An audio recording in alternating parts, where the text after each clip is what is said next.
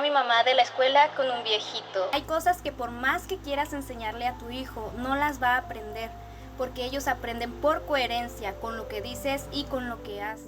Y los adultos somos perfectos en hacer todo lo contrario, en decirle a otros qué deberían y cómo deberían hacerlo, pero es imposible para nosotros ponerlo en práctica. Hay cosas que mi mamá se esforzó por inculcarme, aún así tomé mis propias decisiones, pero hay acciones que mi mamá tenía que no se esforzó por inculcarme, pero me las dejó impregnadas en mi esencia. Mi hermosa madre siempre ayudaba a las personas mayores en la calle. Recuerdo una vez donde un viejito se cayó en la banqueta y ella, sin conocerlo, se quedó ahí, llamó a la ambulancia, nos dejó a sus hijos para llevarlo al hospital. Mi papá creo que se había enojado porque tuvo que volver con nosotros a la casa y ella se fue con un viejito desconocido al hospital. Jamás lo olvidé.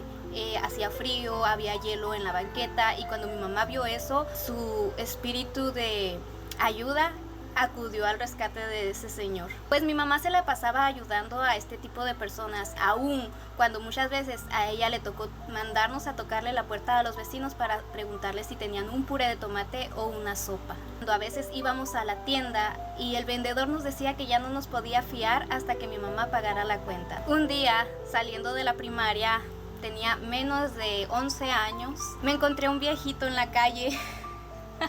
Le dije que mi mamá lo podía ayudar porque como yo había visto que mi mamá había ayudado a varias personas mayores, le dije que mi mamá tenía la solución. Le llegué a mi mamá de la escuela con un viejito. Mi mamá apenas estaba haciendo la comida para que alcanzara somos 5 hermanos, mi papá y mi mamá. En México mantener una familia así con un solo sueldo, pues tenemos que ajustarnos. Mi mamá, muy linda, muy hermosa, le dio de comer, le dijo que en la parroquia de Guadalupe, una iglesia, daban desayunos los domingos y lo invitó a que fuera. Cuando nosotros asistíamos era algo muy hermoso, muy gratificante para mí y a la vez muy humillante. Íbamos y disfrutábamos alrededor de esas personas que se veía que la vida los había golpeado durísimo. Mi mamá asistía ahí con 5 hijos. Sí nos daba vergüenza porque hubo muchos niños crueles que se reían de nosotros por asistir a esos desayunos y aparte recibir la beca de desayunos de la escuela. Considero que los desayunos en las escuelas debería ser un privilegio para todos los niños y no algo de qué avergonzarse. Había días en los que yo prefería no desayunar para que no se rieran de mí. De muertos de hambre o pobres no te bajaban. Pasaba lo mismo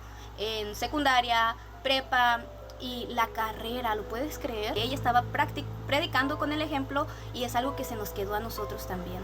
Actualmente en Estados Unidos veo a tantas personas en situación de calle que se siente una impotencia abismal. Con un día que alimentes a alguien, no sabes cuántos días llevas sin comer. Muchas veces sacaba cosas de mi alacena, hacía pequeñas despensitas y las ponía en una mesita afuera de mi casa y ponía un letrero: toma uno y deja uno para quien lo necesita. Había domingos en los que yo le decía a mi mamá: mamá, no vamos a ir a comer a los desayunos de la iglesia hoy, y ella me decía: no, hija, hoy gracias a Dios tenemos que comer, dejemos ese lugar para quien verdaderamente lo necesite. Eso que mi mamá dejó dentro de mí, yo lo agradezco enormemente. Jamás intentó llenarse las manos con más teniendo. Tal vez vivimos con lo básico gracias al esfuerzo de mi mamá y de mi papá, pero todo eso nos dejó, al menos a mí, me dejó unos valores que sinceramente hoy reflejo como un adulto compasivo hacia otras personas que también lo necesitan.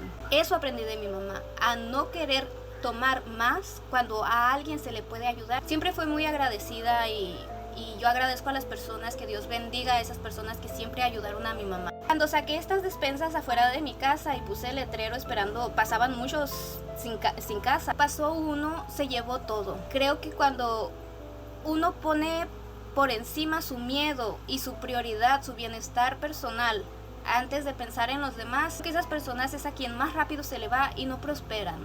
Se les olvida que en el lugar en el que ellos están también hay otros. Me puse triste cuando esta persona se llevó todas las bolsitas de lo que había puesto, porque yo pensé, o sea, alguien atrás de él venía. Preferí consolarme con la idea de que muy probablemente esta persona iba a un lugar donde había varios campistas, porque así se reúnen aquí, y llevó varias bolsas para compartir con sus compañeros antes de que alguien más las tomara. Por eso ayudé ayudar sin mirar a quién. Considero que es bueno porque no tomas juicios como el que yo traté de tomar de qué aborazado eres o tal vez va a ayudar a alguien más. En ese momento no lo había visto así, como que a lo mejor lo tomó para llevárselo a alguien más. Lo tomé directamente como qué aborazado, no respeta, ya no voy a volver a poner nada para nadie. Así me resentí y después dije, ¿por qué voy a castigar a otras personas por el acto de una sola persona egoísta que dentro de su sufrimiento y de su miedo tuvo miedo de no tener y se llevó todo? Queremos ir viendo si a quien vamos a ayudar verdaderamente lo necesita.